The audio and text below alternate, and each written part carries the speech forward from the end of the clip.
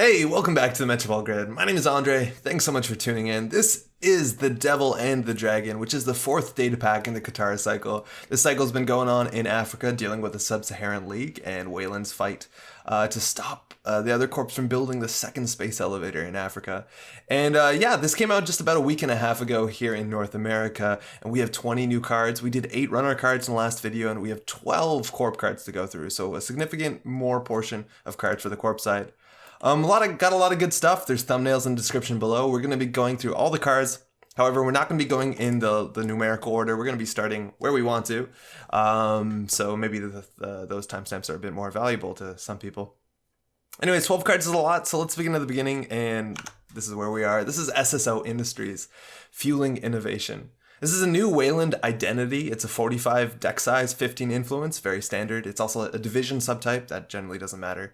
And its ability is very wordy. It says, when your turn ends, you may choose a piece of ice with no advancement tokens on it. If you do, place 1 advancement token on that piece of ice for each agenda point on all installed face-up agendas. I generally joked when I read this that this reminds me so much, this sort of like so much words and so many like logical conditions to a Doomtown card, and the new Doomtown cards have been like incredibly wordy, and this kind of reminds me of it. For what it's worth, shout out to Doomtown. You should check that game out. It's pretty great. So this card puts free advancement counters on ice, and we've seen that ability before. This is because we built it, which is largely not considered to be a very powerful or interesting identity. So this seems to be like the next step of it. And you see how far the design of Netrunner has gone from, well, this is like what, 3-4 years ago to where we are now, and that's really cool. Now, I'm really excited to say that this identity was one that I wasn't particularly that excited about. Going forward, when I saw this back before I played it, I thought, not so great. You're going to have face-up agendas sometimes on the table. Generally, your agendas are not going to be on the table for that long, so this ability won't fire that often, and I wasn't that excited about it. But let me tell you, I've been testing it, and I've been playing a fair bit of it, and I am just about straight wrong. I think this ability does some very interesting stuff, so let's break it down and talk about it. So firstly, we're kind of limited with the design space of SSO Industries because it specifically only works with face-up agendas. And there is a handy subtype for face-up agendas, a Weyland ability or Weyland theme, which is called public. These are public subtype agendas, and I think we have about 5 of them. We have one that came out in this pack, which we'll be talking about in a second or so.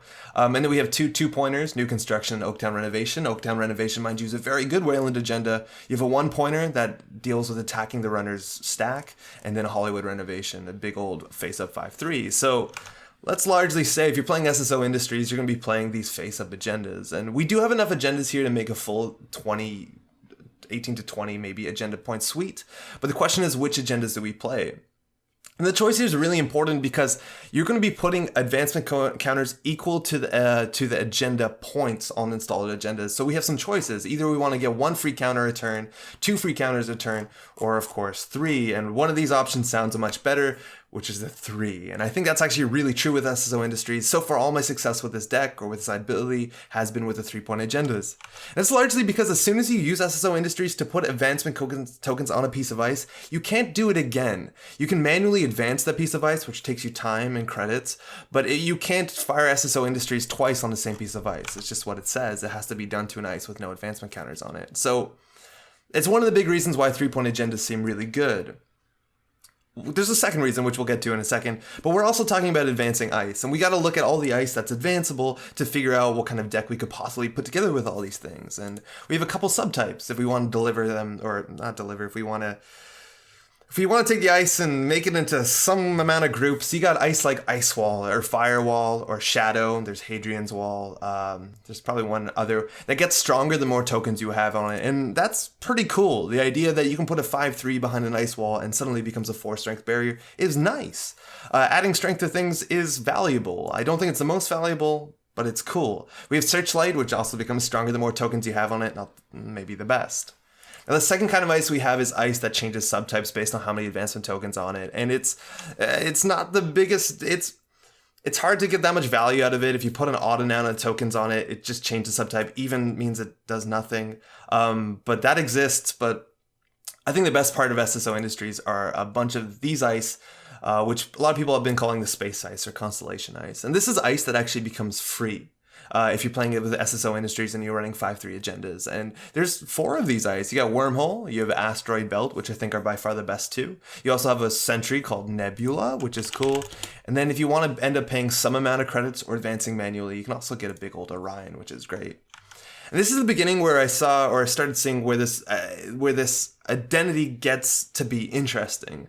Turn 1, you can slap down a 5-3 agenda, and then you can put a Nebula, or sorry, probably don't want to do that. You want to put an Asteroid Belt in front of it, and now you have an Asteroid Belt, a 6 strength barrier with an end-to-run subroutine that you can res for free. And that's really cool. Next turn, hopefully, the 5-3, you might just want to leave it on the table. You don't want to score it. And that's where I think where I originally, and I think a lot of people might be under-evaluating SSO Industries, is on the fundamental basis in Netrunner that you want to keep your agendas on the table as little time as possible, because that gives the runner a more of a chance, or gives them more time to steal the agenda. And let alone, we're playing face-up agendas, so there's no bluffing here. They know it's an agenda, they know it's on the table. But with SSO Industries, you want to keep the agenda on the table for as long as possible. And we're talking about an ability that can print out 3 tokens a turn, which is an incredible amount of value as long as you can keep your 5-3 safe. And we have all this ice that you can put in front of that thing that you can res for free. And it doesn't even end there. We also have this new ice, the new good Weyland ice. This Weyland ice is relatively new, and it's some of the best stuff they have. And Hortum is a very interesting ice because, well, these sorts of ice, largely they're the 7 Wonders ice, become much better once they have 3 advancement tokens on it, which is another big reason why you'd want to run 5-3 agendas. Hortum is a good example of an ice that gets a lot better with 3 advancement counters, but probably the best example is Mouseless. Again, if you drop a 5-3 agenda on the table and ice it with a Mouseless turn 1, you now have a 4 cost, or actually a lot of times you'll res this for 1 credit, ice that ends the run that's 5 strength and doesn't net damage, which is really cool too. And this is the beginning of a really strong rush ability. I'm going to have good ice on the table near immediately, and the ice will keep getting better or free, and, well, not keep getting better, because that's a big thing. Once you advance it, you're done. You can't re-advance it. It's really good. It's really strong. You also have Colossus, mind you, that does get a bunch better with 3 advancement counters. However, I've been finding in my testing with SSO Industries, you generally want to go pretty fast, because your agendas are on the table, and paying 6 credits for Colossus just seemed too much to me in the deck that I'm running. Let's just say that. But Colossus is very fun.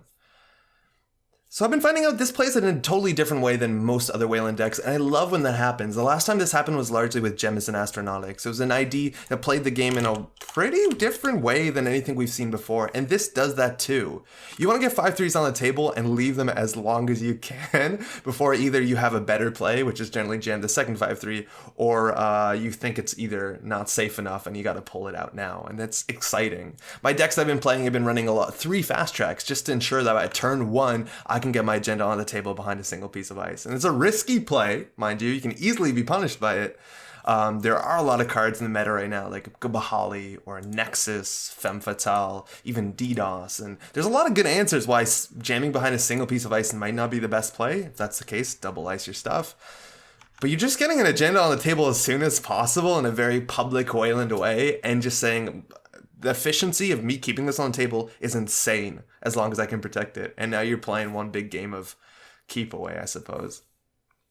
There's also some value. I've seen a lot of people play maybe more Glacier versions than the specific deck archetypes, or the specific deck that I've been playing. Jinja is great because every turn you draw an ice, you drop it on your 3-point agenda server, and it gives you more clicks to do other stuff. Generally 1 more click if you're slowly advancing your agenda, I guess.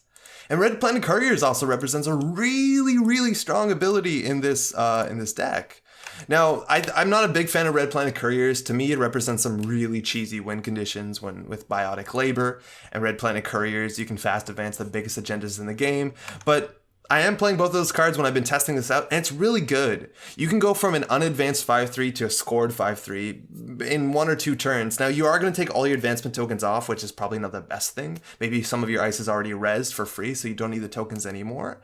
But generally, those advancement tokens are good on things like Mouseless and Hortum. With Biotic Labor, that means you can advance cards from hand. You can fast advance 5-3 agendas by saying Biotic Labor, install agenda. Red Planet Couriers. It also gives you a bunch of flexibilities with cards like Hollywood Renovation, which is one of the face-up 5-3s that you're probably going to end up playing.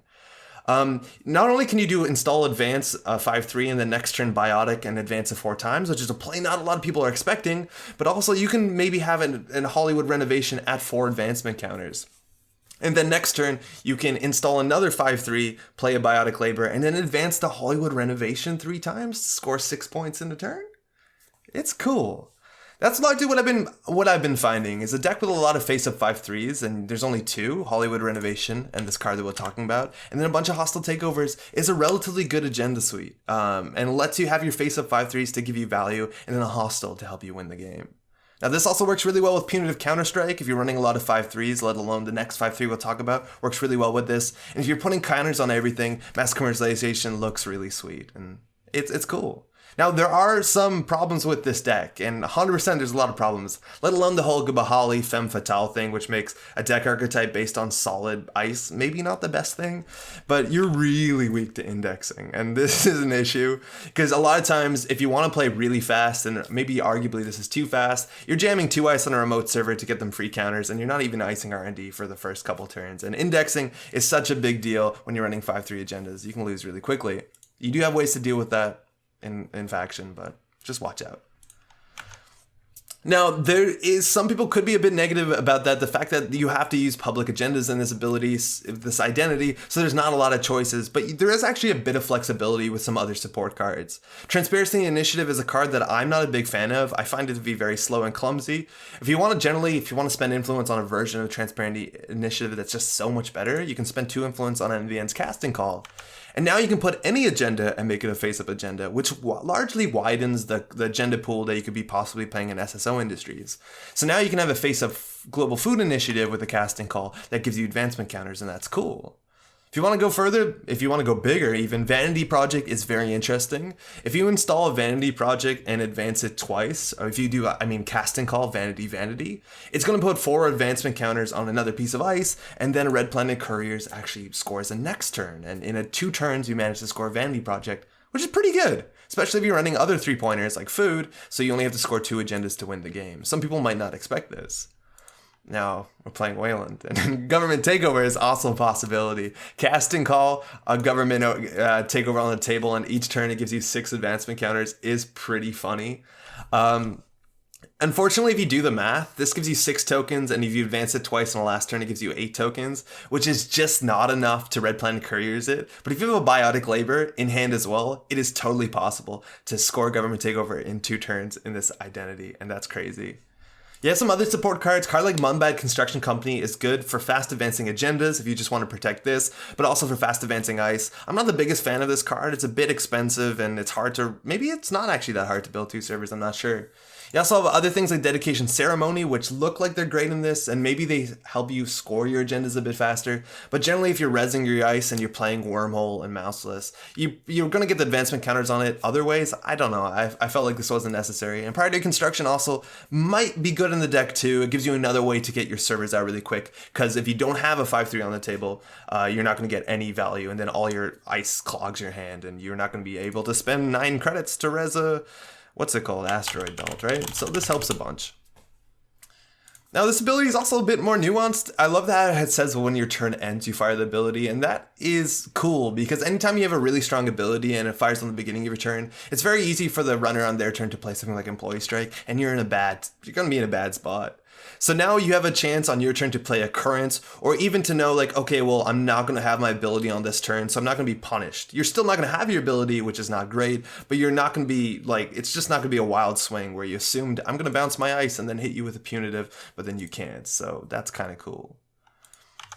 You do have to watch out though, and that's kind of the thing that I've seen with this ability, is that it is probably one of the most snowballing abilities. If you have a very good start in SSO, it's very hard for the runner to keep up. Because if you can protect an initial 5/3 on the table, if you protect it, you get 3 free counters, and that means next turn you're probably going to get another 3 free counters, and that means next turn you're probably going to get another 3 free counters, and you see where this goes. So if the runner can interrupt you very quickly and stop your first 5/3 from being scored, you're in a really bad spot. And then this compounds, because you have other cards like Asteroid Belt and Wormhole that are ice that are probably too expensive for you to play or to res without having an agenda on the table, so things kind of get out of hand. You have other also clumsy things. The idea is if your opening hand's an Asteroid Belt and you put that in front of R&D just to feint like it is real ice, and then you get indexed, and then that index goes into Mad Dash, that's also really bad.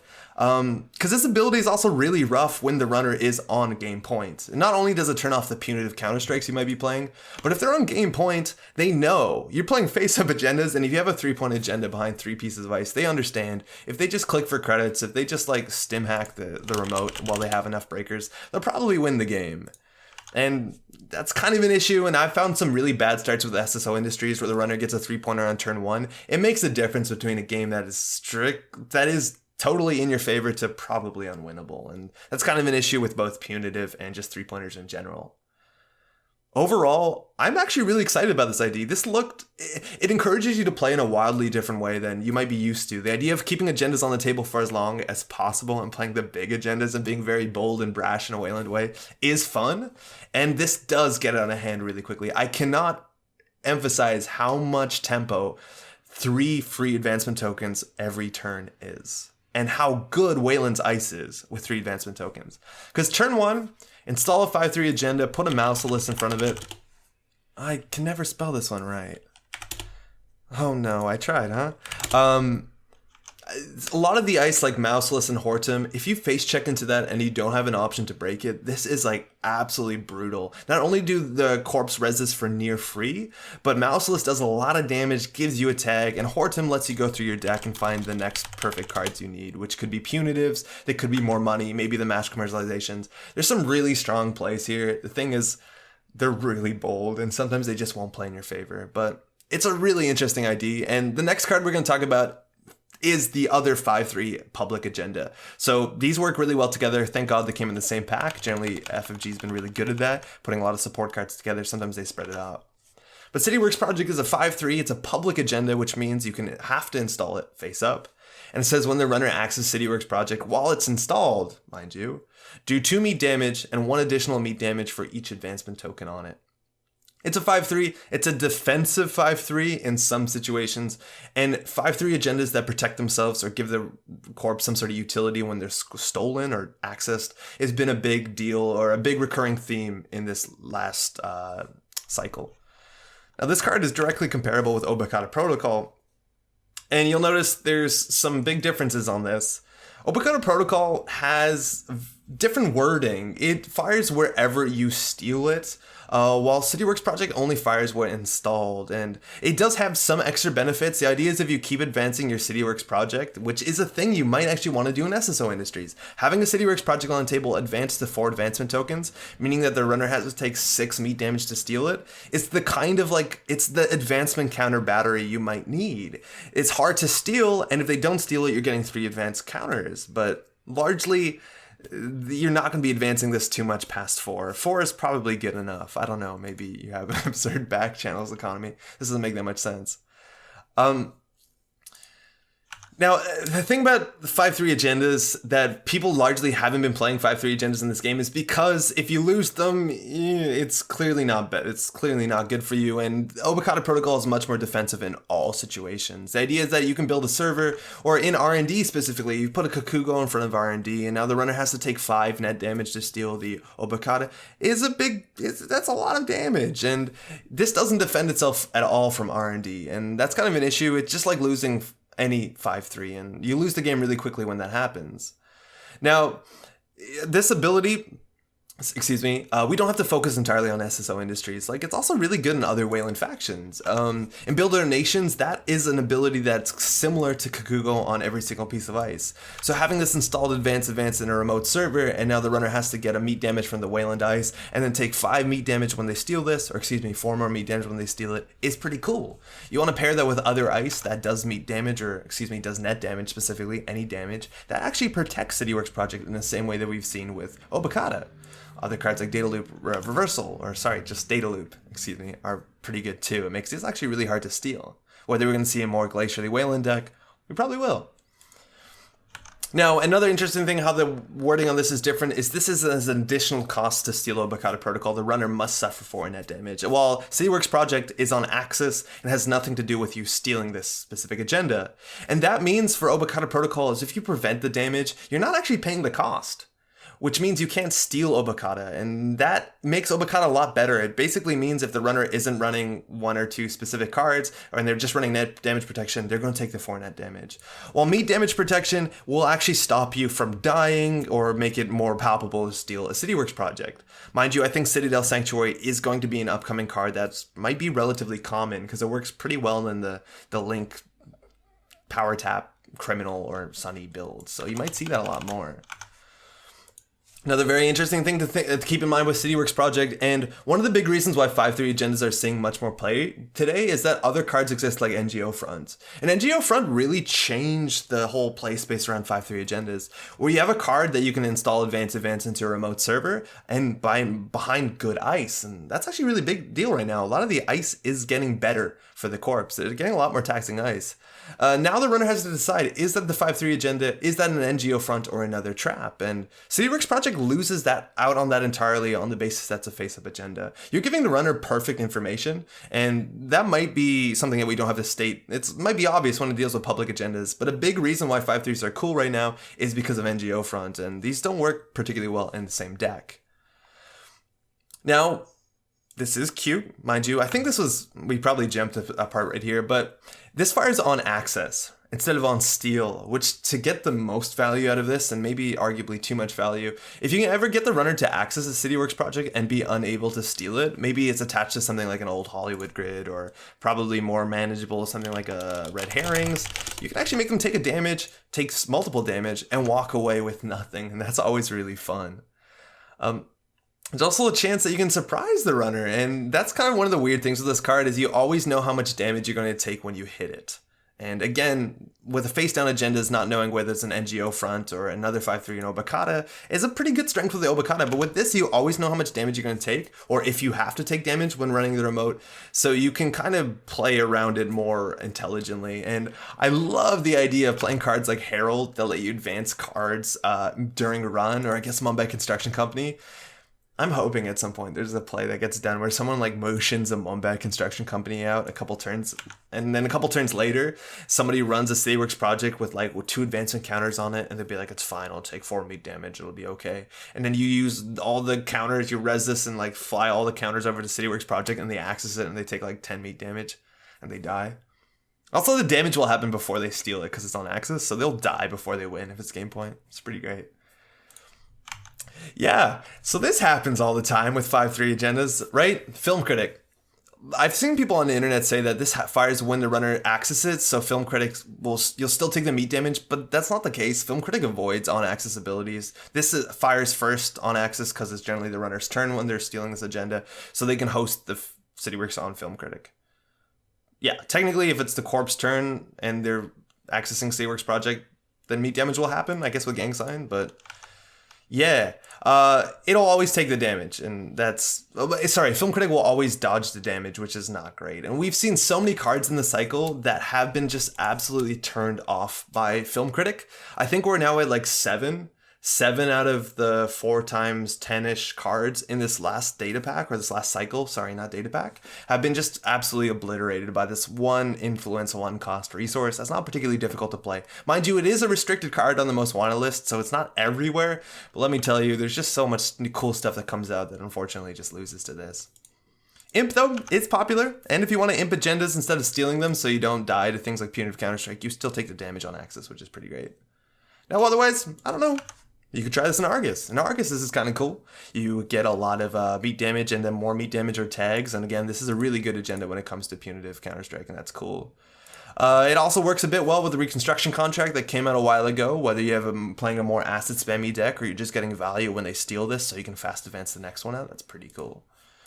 Now again, it does nothing in R&D. And this is kind of what I've seen when I'm playing my SSO industry decks that runs 3 of these, is if I get one of these in a remote server heavily advanced, it's really cool because the runner probably won't run it because they can't afford to take 5 to 6 meat damage and then be worried about things like punitive counter-strikes. That being said, they just then say indexing or deep data mining and then run on R&D and steal them without any problem. And that can be a big issue. So I don't know. On one side, it's really cool that this can be bigger than an Obokata, but on the fact that it doesn't defend itself from central servers means that it likely won't see play outside of decks that are specifically trying to capitalize on the meat damage part, unlike Obokata, or even, I think a better example is the Kawa Project, which even in decks that aren't trying to rob you clicks or credits, this is still a fine 5-3 agenda, because it does defend itself to some extent, and this one, less so. Still, it's cool, and I'm so glad we got another 5-3 agenda so you can have full suite for SSO Industries. Alright, this is our last Weyland card. If I'm not mistaken, so far this cycle, Weyland has been getting more cards than any individual corp. And that's cool. It might have to do something with the story, and largely a story in the Katara cycle is it's Weyland versus all the other corps, let alone I think Weyland probably needed the help the most as a competitive faction. They just generally weren't above the top tier for a long time, and we've been seeing a lot of Weyland cards, and I love that. I'm a Weyland player. I have been since I started playing this game. I play the most Weyland. So this is Oduduwa. It is a unique ice. We don't see that a lot. That means you only have one res at a time. If you try to res the second one, it trashes the first one. It's a code gate. It's 7 to res, 5 strength, and it says when the runner encounters Oduduwa, place 1 advancement token on it. You may then place X advancement tokens on another piece of ice where X is the number of advancement tokens on Oduduwa. It has 2 end the run subroutines, might, given form, and it's 5 influence. And a lot of the unique ice is 5 influence, so that's pretty cool. Little history lesson. Oduduwa is named, or probably a reference to, almost definitely a reference to, Oduduwa Olofin Ademola, Emperor of the Yoruba, who was the first Uni, who was a monarch of Ife, which is a part of Nigeria, I believe?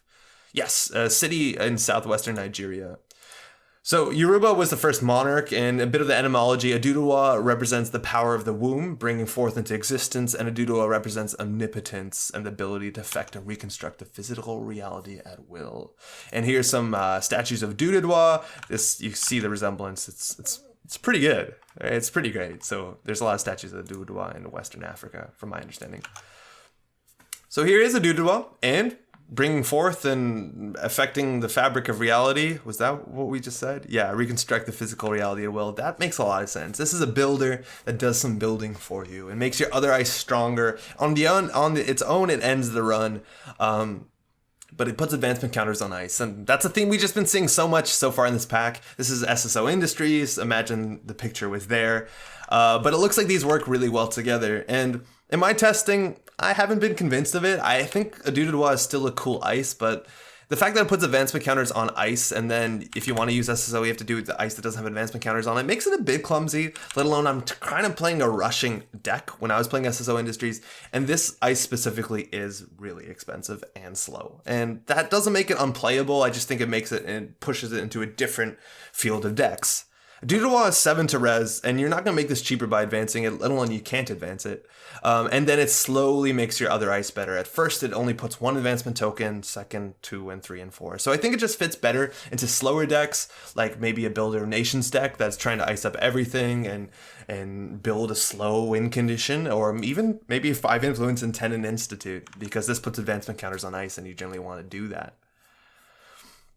So Oduduwa only is good if the runner hits it multiple times in a turn. So the big question is, where do you put it? The placement of Oduduwa is actually very nuanced and a very interesting question. Do you put it against R&D?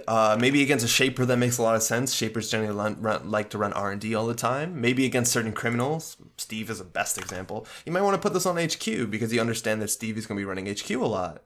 But that's the thing. You may need to make sure you put Oduduwa somewhere that the runner is going to run a lot, because that's how this thing gets out of control. And I think that's kind of where a bit of the logic behind this ice doesn't make that much sense to me, because this is a big strength, a big expensive ice, which means you're probably running more big ice if you're running like a slow glaciary deck. And against slow glaciary decks that are putting advancement counters on firewalls and making big old stuff, you're probably not going to be running as a runner that much anyways, which is something the Corp can use to their advantage, but it means that Oduduwa is not going to be firing that often, because a runner is going to be a bit more careful about when they do run. Maybe you do put Oduduwa on the remote server, and then every turn you jam something in. Mind you, Oduduwa can only put advancement tokens on ice, which if they could put it on assets or agendas, it would be so much better, but it is what it is, right? So why do you want to put advancement tokens on ice? It's the same spiel with SSO. Ice Wall, you can make stuff bigger. It gets a bit more clumsier with this asteroid ice or space ice, because this ice is not particularly that great until they run to the Oduduwa 1 or 2 times in a row. It's just not the easiest to get power out of. And mind you, the same stuff we have to talk about with SSO Industries. Things like Bahali and Security Nexus being very prevalent right now. Running a deck that focuses on it, like I'm going to make a big old ice wall at like 12 strength, might not even be the best thing to do currently. Now, talking about how much this costs to break, this generally costs about 6 credits to break, which isn't terrible. That's not terrible against Black Orchestra. Again, think against Gordian Blade, it's also about 5, so it's not awful, but again, you're paying 7 for this, which is pretty expensive. It works pretty well with mass commercialization if you want to play a small, slow deck and kind of make money. Now, the thing that kind of confuses me the most out of this is that we actually have an ice that's really similar to this, and that's Builder. Now, mind you, Builder costs 2. And you can only advance ice in the server that's in. But if you just want another ice to advance things, maybe look at Builder as an option. Oduduwa is really cool because it's on encounter ability and still ends the run. So it's technically a lot more beefy. On its own, it's not a bad ice. While Builder technically is on its own a bad ice. But if you just want to put advancement tokens on ice and you can't spend 7, remember that Builder does exist and is a unique card. Not actually a unique card because Oduduwa is a unique card, but it's an interesting concept. That's what I'm trying to say. Yeah, that's a Oduduwa. Put in your Builder Nations deck, put advancement counters on things, maybe even play it in 10 and that'll be fun. But it's a slow thing, it's an expensive thing, so make sure that you're playing a deck that wants to go for the late game. Figure out what that is. Maybe you're playing government takeovers in Weyland in Builder Nations. That might not even be off. And of course, if you're putting advancement counters on things, Red Planet Couriers, cheese it out. Score the government takeover from hand. You can do it. You can do it. Okay, remember how we're not going in the right order of things anymore? We're at the last card in the pack now. This is Rashida Jaheem. Rashida is a unique character. Rashida costs 0 to res. Character, that's a fun subtype. It's an asset. And says, when your turn begins, you may trash Rashida Jaheem to gain 3 credits and draw 3 cards. She gets the job done and then some. And she's only 1 to trash. And she's no influence. Absolutely. So easy to put in your deck. And this is a card that is kind of absurd. And if you ask me, and I generally don't do this, I haven't had enough testing with Rashida to find out, but like this sort of card archetype, or not archetype, but this sort of like neutral, no cost to put in your deck, no expense, does like six clicks worth of efficiency in 1 card, scares the shit out of me. And there is a chance that this might, once they end up being a restricted or banned card. It might. I'm not saying go put 3 in your deck because it's absolutely busted. It works on a lot of decks, mind you. It's really flexible. But this is an incredible amount of efficiency. An incredible amount. It's actually kind of similar to NGO Front, which this card hasn't been proven to be broken, but it's really good. And this is Violet Level Clearance. And Violet Level Clearance is a card that's been banned from the competitive section of Netrunner. And this card is an operation, so it's technically easier to play as much as it is a terminal. But it does the exact same thing as Rashida. It gives you 1 more card. This card's banned. And Rashida does almost that. You have to put it in a remote server though, but... So, Rashida.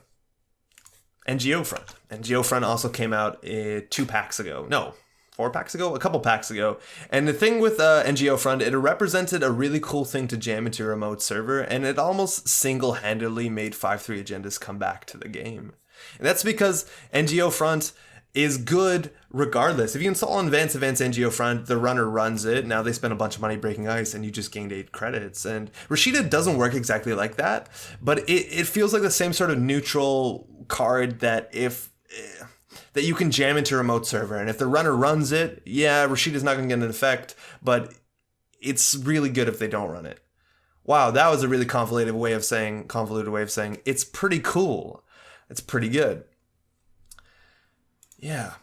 Because now the question, similar to NGO Front, and that was the problem with NGO Front, you can't tell whether it's an Obikata or the NGO. Rashida kind of represents, is this an agenda, a 3-2 agenda specifically, or is it an asset, or is it a card that if it fires, gives a corp 6 credits of efficiency? And it's hard to tell that. And that's why it's kind of really cool, because it makes bluffing more important, or it makes obfuscated information more important in the game, because the difference between a pad campaign and Rashida is huge, maybe too big. Now, NGO Front is easier to get value in just about any deck. 6 credits as a whole in NGO Front, whether you want to call it 6 credits or not, let's just say 8 credits, is a lot easier to make good in any deck, while Rashida actually forces you to draw. She gives you money, but it forces you to draw. And that's actually something that a lot of corps might want to be doing, considering card draw isn't that prevalent in the game right now. But it also might flood you up, and you just have to be a bit careful about that, because if you're drawing a bunch of agendas all at once, Rashida actually might be bad for you if you can't do something intelligent with them. Jackson Howard, mind you, lets you get rid of the things you overdrew. Rashida might end up with you holding 3 Obacadas all at once, and then you got to figure out what to do with that. So, I just pulled up a bunch of different, like, all the different factions of what you could be doing with Rashida, because that's kind of a big deal. She's so flexible, and she breathes so much life into so many decks and so many archetypes that we'll just run through a bunch of them to maybe give you some ideas. Again, let me know if I miss anything, what you want to do with her, but it's incredible. In CI and Cerebral Imaging, Rashida represents something like that black level clearance. Money and cards is what Cerebral Imaging wants. Put this behind a Fairchild 3.0, and now their corp, or the runner, excuse me, has a really bad choice.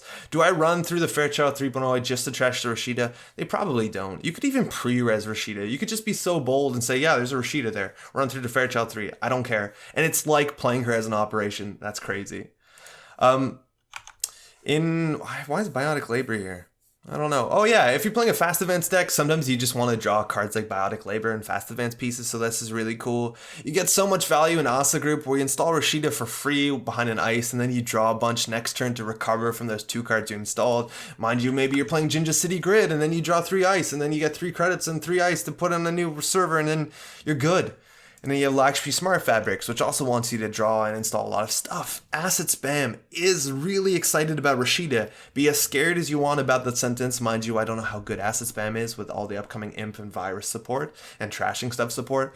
But acid decks love this, and I even think spending 1 credit to restore Rashida is probably a positive tempo play. That was one of the things that people saw that was like super busted about black level clearance, or violet level clearance, sorry, is that playing archive memories into violet level clearance, so spending 2 clicks on violet level clearance, so bringing it back from the archives and playing it again, was still really good tempo. And I'm convinced if it's protected, restoring to Rashida Jaheem is really good tempo.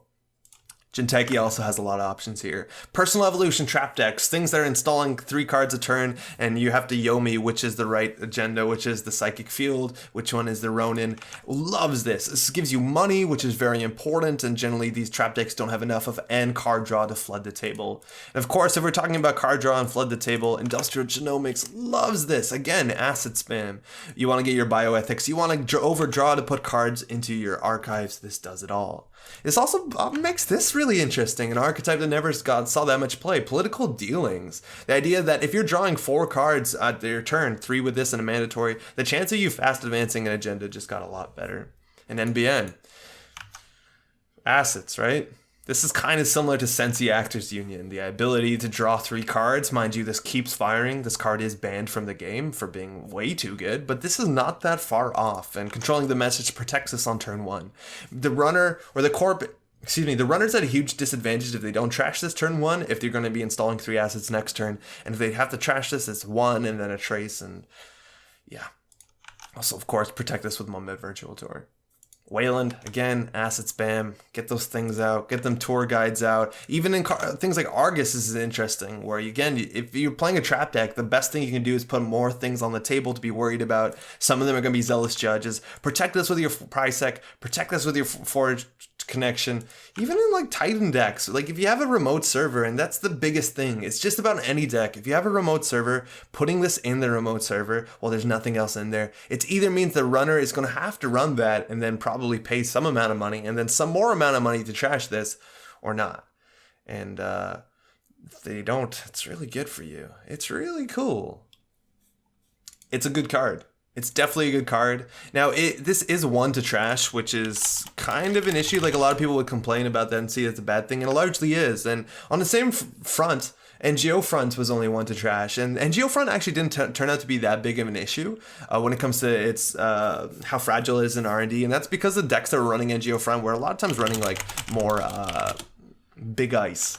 The thing with Rashida, I think if you're playing an acid spam deck, your ice is probably not that good, so it's more easy to capitalize on how fragile she is in R&D and HQ than NGO Front. But that being said, she's probably still a 3 of in a lot of decks, and be scared of that. Yeah, on R&D, she's not the best, but It's just a neutral card that gives you probably everything you want to do on a deck. Like drawing cards, gaining credits, it's really good. And black level, I keep saying black level clearance. Violet level clearance not far from this. It's nuts. It's nuts. I wouldn't be surprised. And I haven't seen enough play with this to know how absurd it is. But looking at it, this seems like it could end up as a restricted card. I'm not one to generally be that sort of. I don't make predictions like that, but it's really good.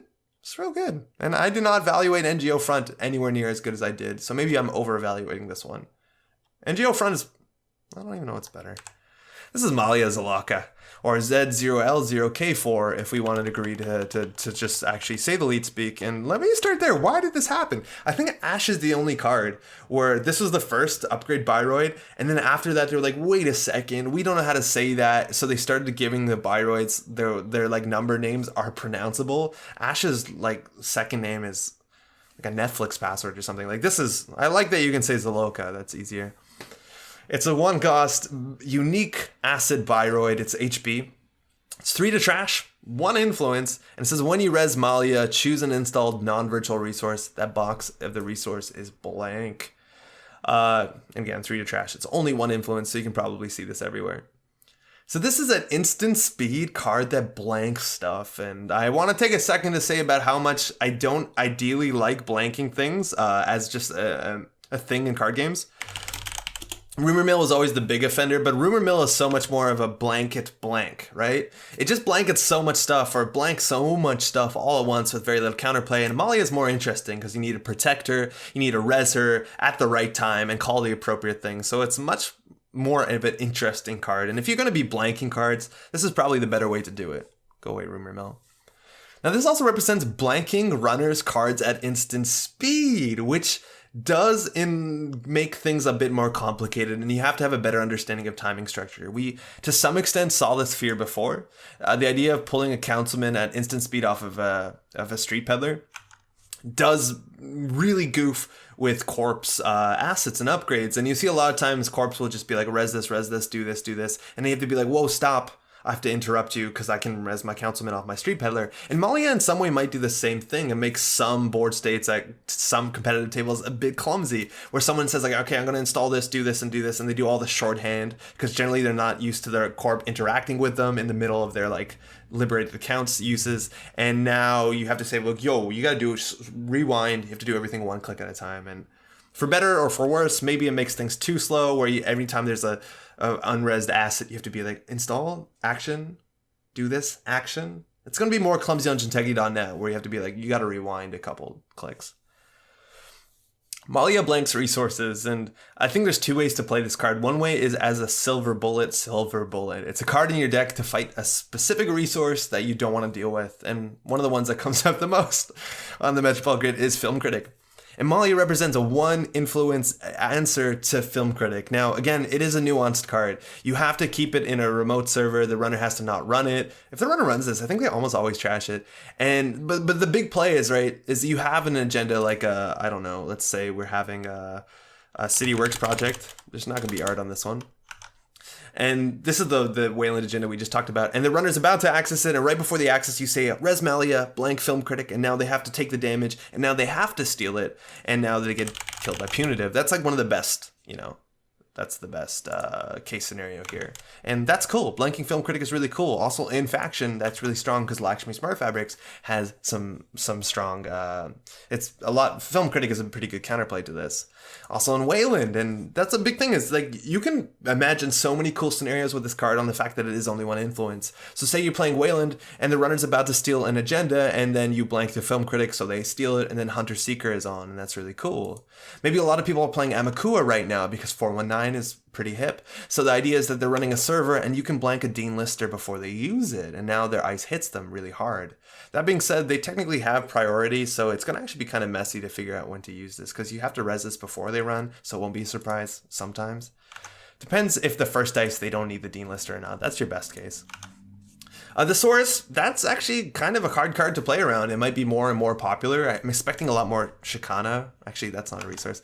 But like you can blank the source, and that's cool. That's technically counterplay. I think this is actually going to be 100% one of the easiest ways to use Malia in the near future, trying to like predict the meta. A lot of people are running the tag me Citadel Sanctuary kind of builds that take a tag and at the end of the turn remove the tag and then get value from other cards. And now if the runner ends their turn with a tag, right before they end their turn, you res Malia to blank Citadel Sanctuary, and now they're going to end their turn with a tag, and then you wipe their whole rig, and that's crazy.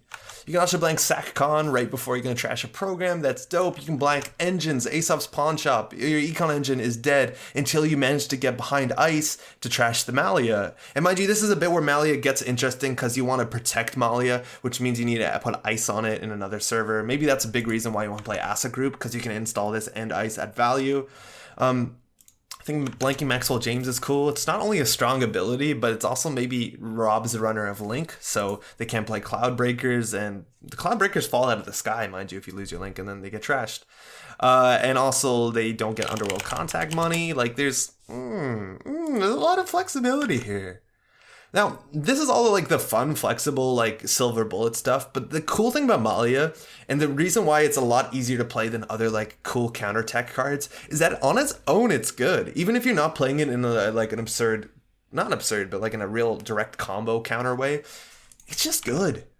If turn one, you can get this behind a piece of ice, say you install it with Acid Group for value, and then the runner installs, they say first click credit, second click install liberated accounts, and before they take the money off liberated accounts, you res Malia. And sure, once they trash Malia, they have all their liberated accounts money back, but now they're down at 0 credits. And that's real good for you. And liberated accounts might be one of the best examples, but other things like daily casts, even just saying like, whatever, I'll res this for 1, and now your daily cast does nothing, you're further behind, and then you have to trash the Malia for 3 before your daily cast turns on. Even Earthrise is good. It's not hard to play this as a nice, like, a card that slows down the runner, even in the worst circumstances. In the best circumstances, you have these ridiculous blowouts, and in the worst circumstances, it's still a fine card. Unfortunately, there are still a lot of, mind you, this target's non-virtual, because you actually have to send the buy road to get things. It doesn't target some of the stronger cards that you might want to count in your decks right now. Things like DDoS is virtual, Turning Wheel is virtual, you can't really deal with that. I even think in acid spam decks, and mind you, this is fine in an acid spam deck. This might be a one of that you choose to tech startup once the runner installs an Aesop's Pawn Shop, or insert card that you are worried to deal with here, or insert resource, and you can get that. And it's kind of similar to Blacklist, where the value of this card greatly increases if there are more like single-handed resources that are doing so much work in the meta, or that are so good against your deck. I also think that this card probably will see some play in combo decks. At some point, there's going to be a Cerebral Imaging combo boom deck, and these do exist, that understands that, oh, I can do this ridiculous combo, but at the end of the day, I can't deal with meat damage protection. So you can just install Malia somewhere in the combo, blank the Urogniv Mercs, and then boom someone through it. And that's probably really good. It's a flexible card. It's interesting to use. It does slow down the game a bit because you kind of have to ask between actions, and it's going to be obnoxious on JNet, but a very flexible an interesting card. And this is closer to blanking being done right. As much as I don't love blanking cards, this isn't rumor mill, and I like that a lot better. All right, let's just kill some tabs real quick, and by kill I mean kill switch. Heyo, this is kill switch. It is a current, it's an operation, it's HB, cost 1. I'm always reading these things in totally not the right order. So it's a current, it has a standard boilerplate current text. This card is not trashed until another current is played or an agenda is stolen. And it says whenever an agenda is accessed or scored, trace 3. If successful, do 1 brain damage. Don't worry, they won't feel a thing. Probably. So we have 12 cards to go through, so I'm not going to take too long to talk about this, but when I originally recorded the Council of the Crests, we spent a lot of time in that video that didn't come out talking about what brain damage is. And brain damage is very different than net and meat. I'm not going to go into that so much, but brain damage does technically represent a win condition that has never really existed in Netrunner, and it's an easier, abstractly, win condition to win than net and meat damage, because at any point in time, if you do 6 meat damage, or brain damage, excuse me, sometimes only 5 brain damage, the runner will end their turn with a negative hand size, and then you win the game. Which means that brain damage cards have never been that common or never that easy to fire, because if they are too good or they are too prevalent, it is... as long as 5 of them fire or 6 of them fire, you just win the game. And Kawindakalu and Kill Switch, and the next card is a brain damage card. So in the last 2 data packs, we've seen 3 brain damage cards. So this sort of point where we're getting to having enough brain damage cards that the dream of landing 6 brain damages in the game might be upon us. Now, I don't think that's truly the case yet, but it might be upon us. Now, the other way to get value out of brain damage is to make the runner, you kind of like soften them up so other damage will be more lethal or more often lethal. So the idea is if the runner only has 2 hand size, a single punitive counter strike on a 3-pointer will kill them. Or maybe a snare on the central server is lethal and hard to play around. Or maybe Valley Grid is lethal. Oh man, this card's fun. Or Urban Renewal is also lethal. Like there's reasons to do brain damage, but not do 6 of them, so that you can capitalize off of a different win condition with other burst damage. It's cool. Now, this fires whenever an agenda is accessed or scored, and again, we just got to keep saying Film Critic. It's one of them 8 or whatever cards, the set pack that just doesn't do anything with Film Critic. But if the agenda is accessed, Film Critic bypasses this, you do a Trace 3, and then you do the brain damage. So there's a couple issues in here. Firstly, well, okay, let's rewind a bit. This current is cool. Because it's one of the few currents, I think there's only another one current that fires even if the runner accesses an agenda, which means that turn 1, you play this, this runner's first turn, they steal an agenda, turn this off immediately. It actually does something before it goes. So as long as the runner doesn't play a current to dispel this, you're going to be paying 1 for a Trace 3 to do a brain damage no matter what, sometimes more. And this is fires when the agenda is accessed, so if you can make some sort of situation where the agenda is accessed and can't be stolen, you'll get even more value from this. Of course, you get the most value if you can just score a bunch of agendas. Now, scoring an agenda is something that just costs you money. So if you're scoring agendas to fire the kill switch, you're spending money to fire a trace that you're going to probably be spending more money on. So it's kind of difficult. And specifically in HB, economy isn't that good right now. And that's largely recovering from what I've been calling the Engineering the Future issue. Engineering the Future was the old Corset HB identity. And if you read the text here, this card prints you like a lot of credits. It prints you an absurd amount of credits. So since the beginning of the game of Netrunner, it feels to me like the designers of Netrunner have not been printing that many HB economy cards, just because Engineering the Future already had so much economy that if they printed more economy options, HB might have too much. And now Engineering the Future has been rotated. It's no longer in a revised core set. I think we're just at a point where FFG can be more comfortable printing more economy options for our friends in purple. So while purple economy isn't good right now, it might not be that way forever. Almost definitely won't be. So kill switch might be better when there's more economy. I think the best one you can possibly score into kill switch is CFC, because this is one of the only agendas that gives you a burst of economy in HB before firing this. Now, spending a lot of money to do brain damage, I don't know how good that is. If the runner has 10 credits, if you want to ensure that your brain damage fires, you have to spend a fair bit of money, and it might actually be all your money. And at that point, you still have to figure out how to win the game, because doing a single point of brain damage won't win you the game, of course, unless it's the last lethal brain damage. So now you can go into these weird ideas of, okay, what about if instead of spending a lot of money, I make sure the runner doesn't have a lot of money, and you start playing things like reversed accounts and economic warfare. And while that is true, and these things do combo pretty well with also Brian Stinson, it just feels like if you are robbing them of all their money with these other ways and they don't have a lot of money, you might be better off just scoring agendas and winning the game in another way. And I don't want to say don't have fun doing brain damage. It's just, we got to understand that you need to score an agenda, have more money, spend the money. The runner doesn't want to boost. There's just so much stuff going on here that it seems really hard to get value out of, and that sucks. I think that the part that makes this the card the least exciting for me is there already is an HB current that deals with brain damage, and I think Defective Brain Chips is way better. If you're going to be able to land 1 brain damage in your deck reliably, I don't think Kill Switch is going to be that one majority of times. And if you have another way to do a brain damage, Defective Brain Chips is probably a better current for your deck. Now, mind you, Defective Brain Chips, if the runner steals an agenda, does nothing. Kill Switch does something, but you see the issue here. We have 2 currents in the same design space. Now, this will rotate out in a year or so. I don't know what the exact timing is, but that's the idea. I don't know. Brain damage is interesting. And another thing you see here is that this says Trace 3 on it. Coinda says Trace 3. The next card we're going to talk about Trace 3 is if we have another win condition is Punitive Counterstrike, which is good with brain damage, does say Trace. There might be at some point coming up soon that like having cards like this in your HB deck is good, just because there's so many brain damage cards that are currently working off the Trace mechanic, which mind you is a mechanic HB doesn't specifically do that well, let alone have the money to back up. That maybe you have a custom biotics deck that runs like all this other stuff. It actually might be happening really slowly while no one notices. I don't know. It's definitely not going to be like a competitive deck, but it's probably going to be a lot of fun. Brain damage is generally just fun to do, and that's great. Another thing that does worry about me just overall about brain damage is that it's like you can put, you can put counter cards in your deck to deal with things. And mind you, feedback filter does prevent brain damage. Let's ignore that last line. You can put cards in your deck that like do specifically fight against net damage, but are a dead draw, a useless card in so many other matchups. But the problem with brain damage is like, or attacking hand size as a whole, cards that boost hand size are just good. So like if brain damage does become a popular archetype, the tech cards for it are generally good in almost most decks. So I think people will be more likely to slot counter cards to that. Unlike feedback filter, where a lot of times I'll be like, I'm just hope I'm not going to run into net damage. Well, like hand size is just fine. So I don't know how good brain damage is. We're not done talking about brain damage though. This is Tempest, and it's an HB upgrade, and it has beautiful art from Liga on it. That art is actually really nice. It's pretty standard for Liga.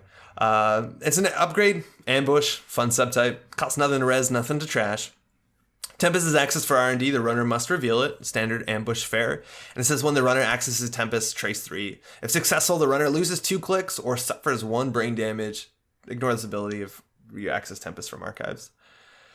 Alright, it's another brain damage card. And again, another card that works off of trace. Trace 3, mind you. But it hurts people. It definitely does hurt people. And it's very similar to Force Connection that just came out in the last data pack, and I actually think this card's interesting. It hasn't proven to be that reliable, but I think that's going to be the issue largely with Tempest, is it's not too reliable because there's a lot of decisions to be made. Mind you, with Force Connection, that's all it is. If they access it, trace 3, 2 tags, but this is now access trace 3 and then give the runner a choice, and they're going to be picking whatever's the best for them, obviously, so it's really hard to look at this as like, oh, it's going to be a trace 3 brain damage card, because a lot of time it's not going to be that. You're giving more choices to your opponent, which means that this card will just generally be worse. The idea of a Punisher card is what we call it. Now, losing 2 clicks, if the runner is unable to lose 2 clicks, they actually have to take the brain damage, which does make this a lot more interesting. If you put this behind a card like Fairchild 3.0 and the runner runs it, and the runner clicks through it, they have no clicks left. And then the trace 3, if you can manage to succeed, which might be difficult considering you just spent 6 credits on Fairchild 3.0, the runner has to take the brain damage if they lose the trace. So it's not that difficult to make sure the runner doesn't have 2 clicks left, but it's generally good practice always to be running with clicks left as much as possible in HB, because there's so many cards that are just not great accesses unless you have clicks left. Ice specifically is the worst one. That being said, that's the reason why it's also good. Now, this does combo really well with cards like Mason Bellamy and Heinlein Grid. I think that's the best case scenario where the runner has no clicks, no money, so they lose the trace and take the brain damage. But we're talking about a 3-card combo. Mind you, these 2 cards aren't that bad on its own, but like there's a lot of things that have to go together, say false lead, to make this a bunch better. Defective brain chips is good with this. I don't know why I brought this up. This card's also kind of cool with Seder Laboratories. The idea is that if they lose clicks, you can put this on top of R&D so that they can hit it again and again if you have multiple of these in the deck. It's also an ambush, so you can put a bunch of them in the same server if you're paying 4 credits, which might be too much to get them all in the same server, because then there's a bunch of traces, but it's just something we haven't seen. I don't think the economy is there. And if it's going to be trace 3, and say you're going to boost this to make it trace 8, you can spend 5 credits on it. If the runner has 5 clicks left, it's basically spending 2 clicks to gain 5 credits, right? Because they either spend 5 credits right now to keep their 2 clicks left, or they could just lose their 2 clicks and it's like having 5 credits. Now, if there's something else on the table they want to deal with on that turn, that's obviously a lot better for the corp. But as long as you're accessing with 2 clicks left, I don't know. It's going to be hard to get value out of. I'm not sure. I think out of all the brain damage cards we've seen so far, this one's definitely the best on the basis that you can jam it into a remote with other things. And this actually works really well with other things. Having this with like a Mumbad virtual tour is kind of interesting. Right? Like that's kind of fun. We also haven't seen, but we know coming up that there's going to be a, what are they called? A reprisal card? That's not going to work because I spelled it wrong. There's going to be an HB reprisal card coming up in the near future. So this is kind of a cool card for that, because if they trace it, they generally, whenever they access it, they trash it. So reprisal cards fire more regularly if you have cool upgrades to slap onto things. That's also a really big thing to say about Rashida, is that whenever the runner hits this, they're 100% going to trash it. So this actually makes reprisal cards a lot more reliable too. It's a brain damage card, and we're getting more and more of them, so they're easier to fire. Again, so many of them have traces on them, and traces so far haven't been that great. This does also combo very interestingly with things like Rutherford Grid, which is fun. And also there's that other one that I don't know the name of. It's like an NBN current that says that the corp has to, or the runner has to trace first. Yeah, it's a thing. It's definitely a thing. Man, there's actually a lot of NBN currents I don't know the name of.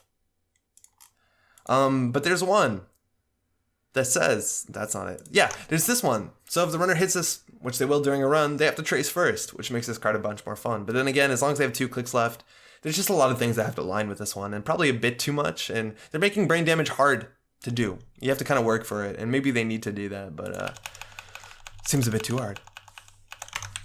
This is Biovolt. It's an off-site upgrade. It's 0 to res, 2 to trash.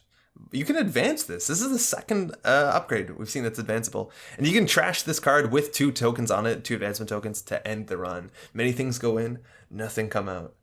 I'm going to struggle to not call this Biodome at some point, so let's just start now. This is an on ability, or not on ability, but during any timing window, you can end the run. And that's really, really strong. That's a really strong ability. This is Nisei Mark II, and this is an agenda that does nothing besides give you the ability of Biovolt. And Nisei Mark II is probably one of the stronger agendas in the game. And we've seen metas where when Replicating Perfection was a legal deck, and this paired with other really strong things like Caprice Nasei, Glacier NBN was live, or Glacier Jinteki was alive and well, and kind of came out of nowhere, and this deck actually won Worlds. The strength of Nisei Mark II cannot be understated, and this is a card that does that. Now, this is another card that we've seen in this cycle that is an install advance in a remote server that the runner has to guess. Is it a 5-3 agenda, like the Obokata? Is it the NGO front? Or isn't even the Gene Splicer? Like, we have seen 4 cards so far. I guess Obokata came out a while ago, but these are 4 cards that are legitimate, good installed advance in a remote server. And I think this represents a really big reason why Glacier is getting so good, because now the runner has to figure out what's what. They have to figure out whether or not they run. And let's compare these 4 options. So it's like a binary option, right? If it's Obokata, if they don't run it, you score a 5-3. That's good. If they do run it, they spend a lot of money. Maybe they steal your Obokata, maybe they can't. NGO front, it's good regardless. If they run it, that's the best because you spend a lot of money and you get money back. And if they don't run it, you still get money. Good regardless. Gene Splicer is, if they run it, they still take damage. It's fine. If they don't run it, you get an expensive agenda point, which might win you the game. That's also fine. And Biovolt is interesting because it's somewhere in the middle there. If they run it, they just waste all their money and they get nothing for it. You can Biovolt end the run at any point in time during that run. You probably want to wait for them to get through the ice, and that's it. Interestingly, also, you can use the run, you can end the run with the Biovolt before they access the cards in the remote server. You can also leave it so they trash it for 2 if it's the only card. That technically costs them more money. But if they call the bluff and run the remote server, they get nothing. Now, if they don't run the remote server, it's really good. Because next turn, you can install advance and Obokata protocol or what have you, and now they have to run the same taxing remote server twice in the same turn. And that's where this thing gets really good. It's like a Nisei token. Now, if you don't advance this thing, it's kind of interesting. If you install this in a remote server and nobody runs on it because they think it's an upgrade or something, you could actually install a 3-2 and then advance this Biovolt twice. And that's cool. That means your brain trust is well protected. You can also do install advance the Biovolt, and then next turn install advance and Nisei, and then final advance your Biovolt. And now you have to run twice to get through your Nisei. That's cool. This gets a lot more easy with shipment from Tenon, which lets you put a Nisei on top of a Biovolt that was already installed and double advance this. Do watch out though. Interdiction does play around this card pretty horribly. Same thing with NGO front Gene Splicer. Gene Splicer not that bad, but there's a lot of reasons actually you might want to pre-res this thing. And I've been struggling to figure out how you play this one properly. I'm thinking sometimes the right play is install Biovolt, advance, res it. Because now, sure, the runner can play around it and they understand I have to run through that remote server twice, or they can decide to run that server right then and right there to trash the Biovolt. Because even if they know what this card is, it does represent a pretty big problem. It's kind of like having a Nisei token, right? Even if the runner knows you have a Nisei token, it will 100% change how they play. It'll slow them down. Maybe they'll try and burn this. And again, Biovolt's also totally worth saying. It's not only the remote server it's installed in, right? It's just end the run.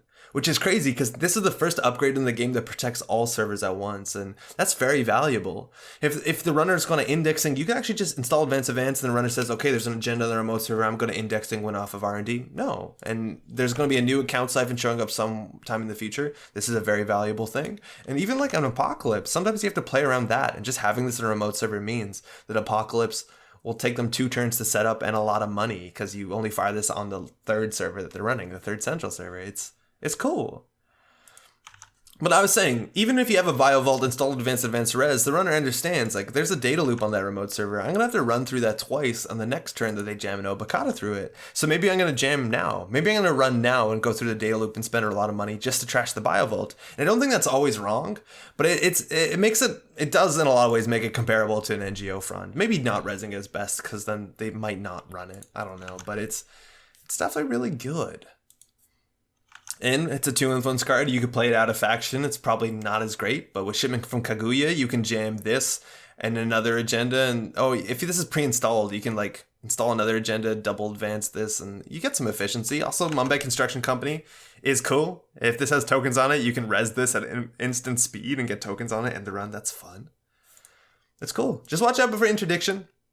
I think it's also fun that we're seeing this is Falsified Credentials, a card in the last pack that named a card type, exposed it, and this represents an upgrade that you can advance, which makes it a bit harder to falsify trying to play the game of agenda and or asset, and now this throws upgrade into the mix. It's good. It's good in Ag Infusion. The idea that I can bounce an ice, put you in another server, then you run, then I Biovolt, then you run again, and you get the agenda. You have to spend 3 clicks running a remote server just to get an agenda that's really strong. Pair that with other things like Marcus Batty, Code Replicator, which we've seen this cycle. It's not that hard to build a remote server in Jinteki Glacier that the runner has to run 3 or 4 times a turn, and that's really gross. This also has some value against Nexus, right? Because once they use the Nexus, you end the run. They only Nexus once a turn. That's cool. It's a slow card. On game point, it's very good. Throwing this early to beta remote, a lot of times you say, I wish that was just an NGO front, but it's still pretty solid.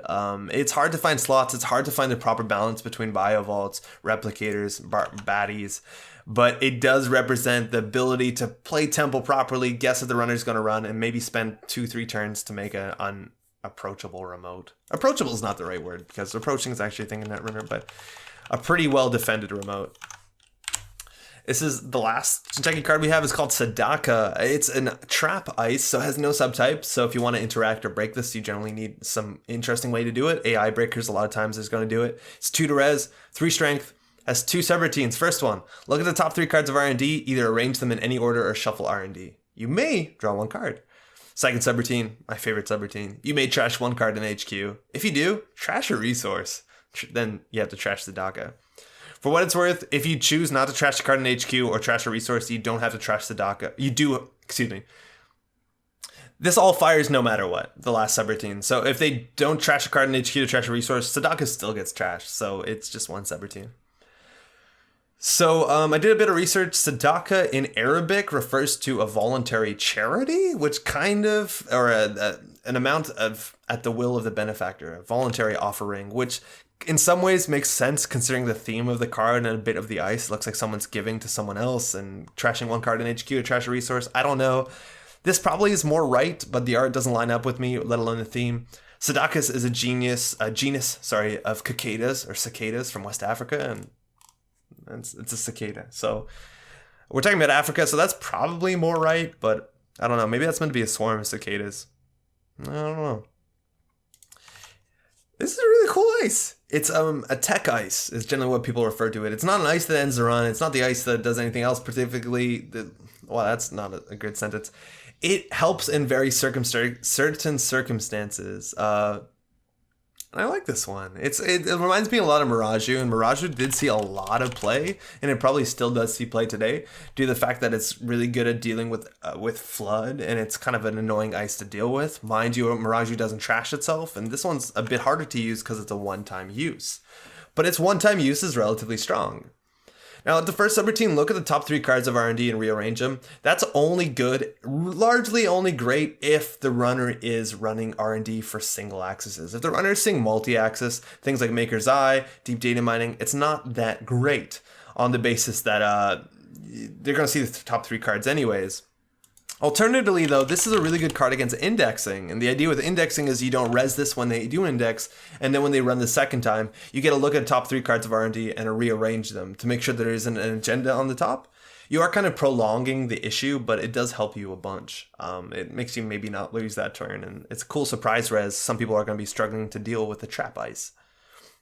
It's also good in combo decks. I've been playing this actually in my SSO deck, and specifically if you're running things like Punitive Counterstrike, this helps you draw the cards when you need them, when you want them, if you're running a combo deck. It's also good if you even put this on HQ.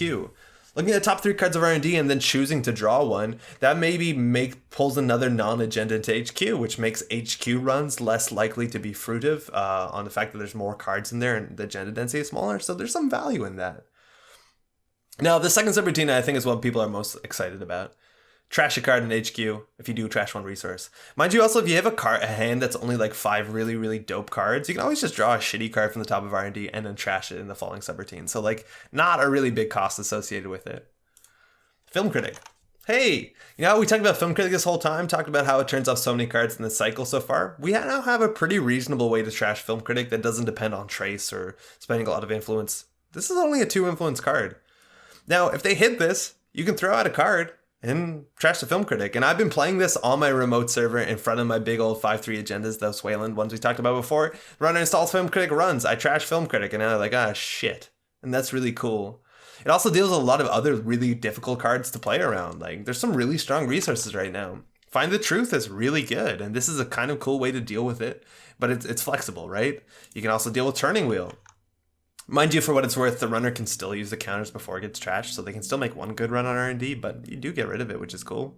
It's also like a fair subroutine. Like, it's not... the runner actually might be breaking this thing regularly, and it's largely because Amakua seems really popular right now with 419 running around and a lot of exposed effects.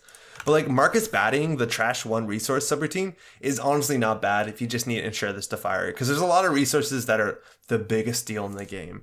Like the ones we just talked about, again, Citadel Sanctuary is like a key piece on a lot of engines right now, and that's pretty good. Even just getting Temple trashing liberated accounts with money on it is dope. Aesop's Pawn Shop, that's pretty cool. That's not too bad at all. 2 influence, it's a card you can put in any deck that will be firing somewhat regularly depending on how common AI are, and the subroutines are pretty cool. It's good indexing defense, medium indexing defense, best if you have more shuffle cards in your deck that you can draw on purpose, but it also trashes resources, and an ice that trashes resources is okay. It's definitely good. There's other 2 influence ways to deal with certain resources, mind you, like MCA Informant, that are generally more expensive, but this is a flexible card. I kind of like it a lot. It's so good in Jinteki, mind you, where you spend no influence on it, because you generally want to deal with Film Critic anyways when you're dealing with Personal Evolution. Stuff like that, if you're doing damage. Also, you kind of want to deal with, what's that thing called? Caldera? Like, there's a lot of good resources you want to trash in Jinteki. Alright, we got 3 more NBN cards. This is Endless EULA. It's a 6 strength barrier. 6 cost barrier, no strength. And it has 6 identical subroutines. End the run unless the runner plays 1 credit over and over and over again 6 times. Has anyone ever actually read one of these things from 419? It's also only a 2 influence card, just like the last one, so you can see this wherever, just about wherever. So an EULA is an end user license agreement, which is it's the agreement that you lie about reading the whole thing. When you download a piece of software, start using software that establishes the purchaser's rights to use the software. So it's basically saying, like, I agree to not do this with this program and not use this and not do that. And they go on forever. They're incredibly long. Nobody reads them. It's probably the most common lie in modern day is, did you agree and read the terms of service and the end user's license agreement? No one reads these things. And it's because you can't. They go on forever and they're written in legalese. It feels like we're all just turning a blind eye to how ridiculous this is. So this is the Endless EULA. And it's a pretty good barrier, right? So we've been seeing a big problem with barriers for the last little while, and that's because Paperclip is the best barrier breaker in the game. And just about everyone's playing this barrier breaker just because it is the best barrier breaker in the game. And Endless EULA is actually like one of the few ice to come out that is actually pretty well statted against Paperclip. Now, mind you, you don't need a breaker to break EULA, and that's a really big deal. The idea that rushing behind an EULA is not that possible as long as the runner has 6 credits is On theme for NBN. NBN actually has a lot of like really cheap ice that is pretty good. Trace 4 and the run on zero strength ice is good, but the idea is just like IP block, if the runner has money, they can get through it without requiring a breaker. And EULA continues that tradition. Don't need a breaker to get through it, but it is going to be kind of expensive. And EULA costs 6 credits to break. And that's why it's cool, because even with paperclip, it's 6 credits to break. And that's generally the same thing with IP block a lot of times, 3 credits unless they have a link, but that's cool. Now, 6 credits for a barrier that just ends the run is maybe a hard sell to some people. And I love it when I run against the Corp, especially in the early to mid game, and they spend like 4 or 6 credits on an end the run, and I just end the run and nothing bad happens to me. Spending money on ends the runs, I feel good as a runner when that happens. Now, you might actually want to compare Bastion to EULA. Bastion is a card that doesn't see a lot of play. It's 2 costs cheaper, and to break this with paperclip, it costs 3. And they need their paperclip. This costs 6, but it does cost a not unconsiderable part more. So are these two that different? The fact that Bastion requires a breaker seems pretty good. And if you're already going to spend a mid amount of ice, the difference between 3 and 6, that does sound like a lot now that I mention it, but the fact they need a breaker is actually a relatively big deal. Also, compare this to Toll Booth, right? Toll Booth costs 2 more and is a pain in the ass to get through regardless. Like, you need to spend the 3 credits up front, and then you have to boost the strength and break Toll Booth. While there are some more elegant ways to break Toll Booth, things like Bahali, which is not good against Endless EULA. Endless EULA is also not good against Fem, or it is good against Fem, unlike Toll Booth. So we have... that's the way I see it right now, is if I have a choice between I need to run a taxing ice in my deck, a taxing and the run ice in my deck, yeah, it's interesting, because I don't think I'd play EULA unless I'm running a whole bunch of Toll Booths first, unless my meta is full of things like Bahali and Femme Fatale and Security Nexus, because this actually ends the run. It's not that much more expensive, and it'll generally cost you about the same to break. Otherwise, though, if you're dealing with things like Femme and Bahali and you have more than 3 Toll Booths in your deck, this is not a bad way to go. An ice that costs 6 to break, even if you don't need a breaker, that's a lot of money, and people won't be doing that unless it matters. Like, unless they're sure it's going to pay out for them. And if you're just putting ice or face down cards, behind this piece of ice, it's kind of a hard read to figure out, like, wait, am I spending money to get to a Beal, or is this going to be literally anything else? Now, there's some fun things to do with this card. TLDR makes it really goofy with 12 subroutines. That would be fun if that happens. Chief's Lee can fire lethal sometimes, maybe, if they don't break this. Mind you, the runner, as long as they have money, will almost always be able to break this, which kind of sucks. If you want to put a card slot in your deck to get rid of the no breaker problem with this ice, you can give it a 7th subroutine and now make it require a barrier breaker. And that actually is relatively cool. Sub Boost is really good in NBN. There's actually a lot of NBN ice if you add a barrier and the run subroutine is really strong. Like a 7 strength barrier and the run on R&D with sub boost, pretty good. Let alone like a 5 subroutine data ward it's also pretty sweet. Data ward and EULA also are kind of similar, right? This is easier to break though if they're not tagged for sure. Now, this card is good against paperclip because it costs 6 to break regardless, but there are actually some things that break it relatively cheaply, and figure out whether these are common in your meta. Sherman gets through this for 2, making it pretty abysmal. Morningstar also gets through this for 1, not a very common card, and Divey also for 2 stealth credits gets us through. So if you're playing against all this other stuff, maybe don't try this because it's not going to be a good ratio for you.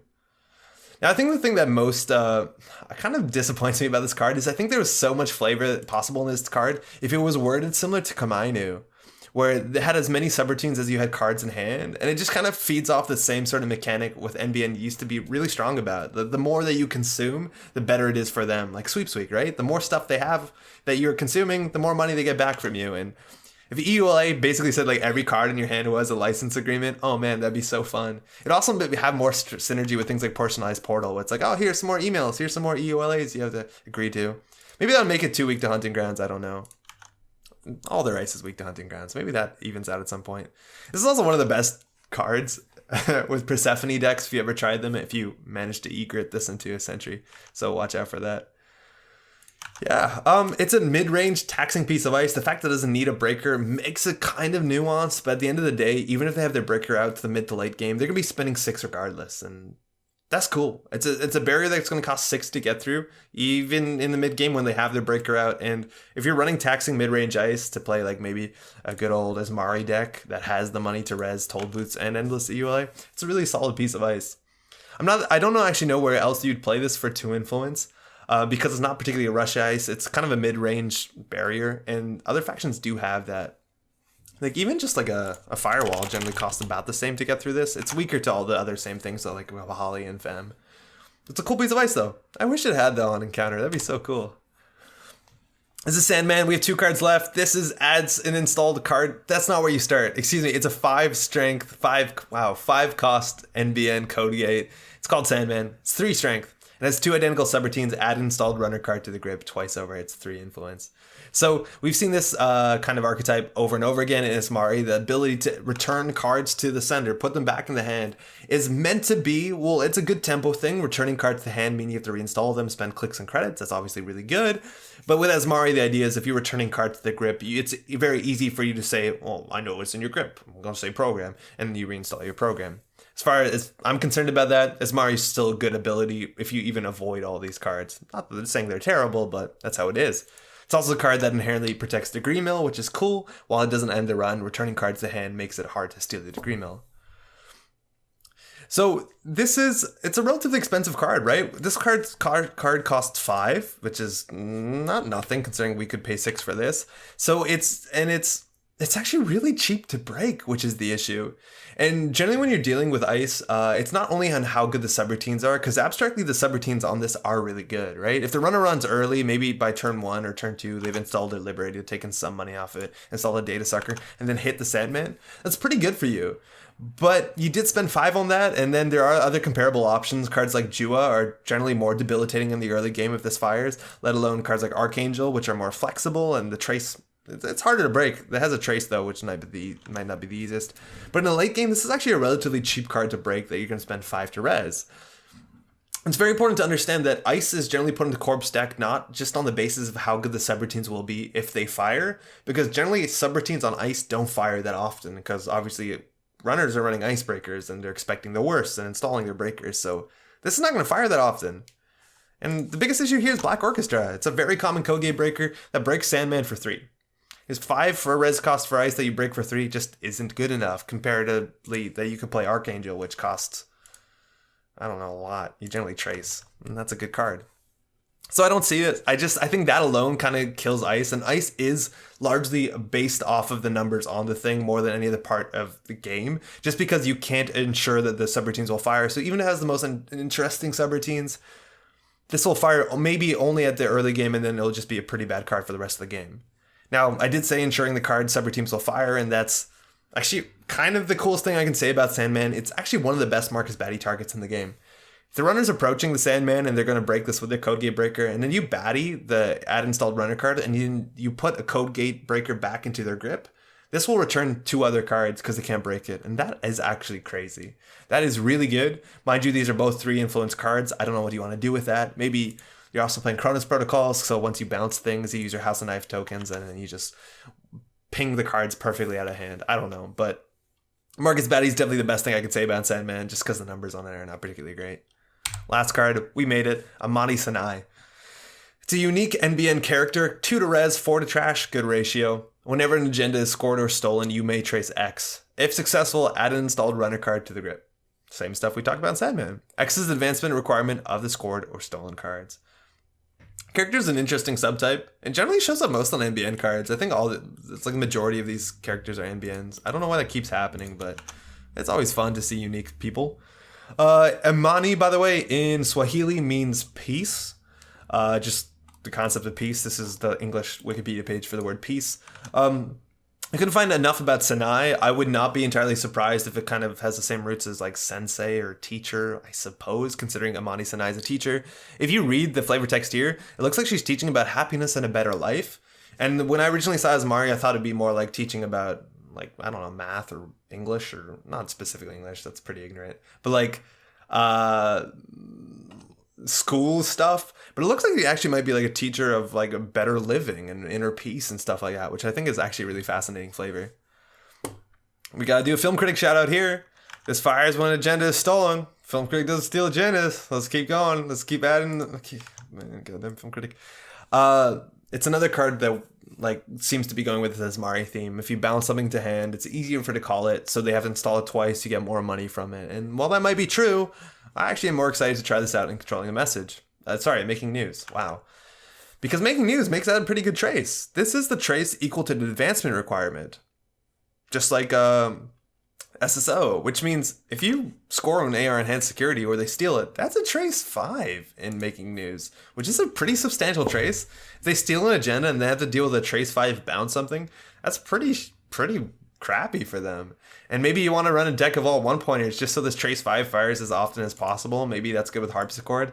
I really doubt it. That's just too many like things to physically spend and score. You just won't have enough money, so your traces will probably be kind of bad, let alone you have to protect this. You really do have to protect this. Another cool option is Net Quarantine, which in making news is a trace 6. And if you score this, and money also gets so good because now you're getting more money. You can also go in all on an Aryabhata, but I don't know if that's too many pieces. It's an interesting ability. It definitely is an interesting ability. Bouncing cards to hand does slow people down. Now this fires like if you're really far behind and you have this on the table and it fires once when the runner steals an agenda, it's not great for them. They probably want to go trash this. The numbers are in your favor. You're spending less resing it. It's kind of expensive to trash, but it's probably best when you're ahead. Like imagine you're playing a near Earth hub deck and you're going really fast, and it's kind of like team sponsorship, right? It's a card that puts the runner further behind if you're going ahead. And if you play both of these in the deck, the idea is like I'm reinstalling things when I score agendas, and now the Amani Senai is up, and now I don't know whether I have to deal with the fast advanced pieces or pressure central servers, and even if I pressure central servers, the Mani's gonna fire. So it's like something you probably want to deal with relatively soon. Again, also like primary transmission dish is kind of cool with this. Bouncing also has more value than trashing in some cases. Actually, no identical. But like cards like Off-Campus Apartment, if you bounce the off-campus, everything on it gets trashed. Things like Progenitor as well. If you host viruses on it and you bounce Progenitor, the viruses hosted don't get bounced, they actually get trashed. And also this has some value with Salam's Hospitality. If you bounce a card to hand, pay 2 credits, name the card name, trash it. And that's kind of fun. Maybe it is a bit convoluted, but it's definitely fun. Salams are always fun cards. You need to protect this, and controlling the message, it will be protected for a bit, and then it really kind of slows people down. I don't know if you spend money on it, but even if the runner steals a 4-point agenda, trace 4 is a lot of trace, and the runner has to steal an agenda and then pay 4 more credits. They will trash this. It is unique, but that's probably not that bad for you anyways. It's solid, and I think this is probably one of the better bounce pieces we've seen in the game. It is the most recurring bounce cards. All the other stuff is ice, but I don't mind this one at all. It seems pretty cool. And that's the last card. That was all 12 of them. Jeez, that takes a while to go through. Let me tell you, this pack has been dope. Having 2 identities makes it a very easy pack to recommend to newer players for sure. SSO is kind of difficult, and that's the problem with like if you're newer to the game, SSOs might not be the best recommendation on the fact that you need face-up agendas and you probably just don't have enough to make this playable. That's what I don't understand, is that it's just kind of a hard space for FFG, right? Because if you just bought the revised core set and now you're with the Katara cycle, you have like no face-up agendas besides this one, which makes SSO really rough, which kind of sucks. If you have the whole card pool, mind you, this is a lot better, let alone advanceable ice you don't have. Anyways, got a lot of cool stuff. Rashida's going to be good forever, probably. She's a really great card. That's an interesting card, and while the brain damage stuff hasn't proven yet, that's definitely represents something strong for a Jinteki like this card. This is just good stuff in here. The packs have been really strong. A lot of interesting things in them. Let me know what I've missed. Let me know what kind of decks that you're excited to build in the future, because we got to hit up the live stream. Maybe we'll get some gameplay in there at some point. Thanks so much for watching. Stay tuned. We have a new pack coming out in a month. It's going to be a while, but they've generally been interesting months because there's a lot of stuff in here to unpack on Jinteki.net or in wherever you play them card games. Thanks so much for watching. Ciao.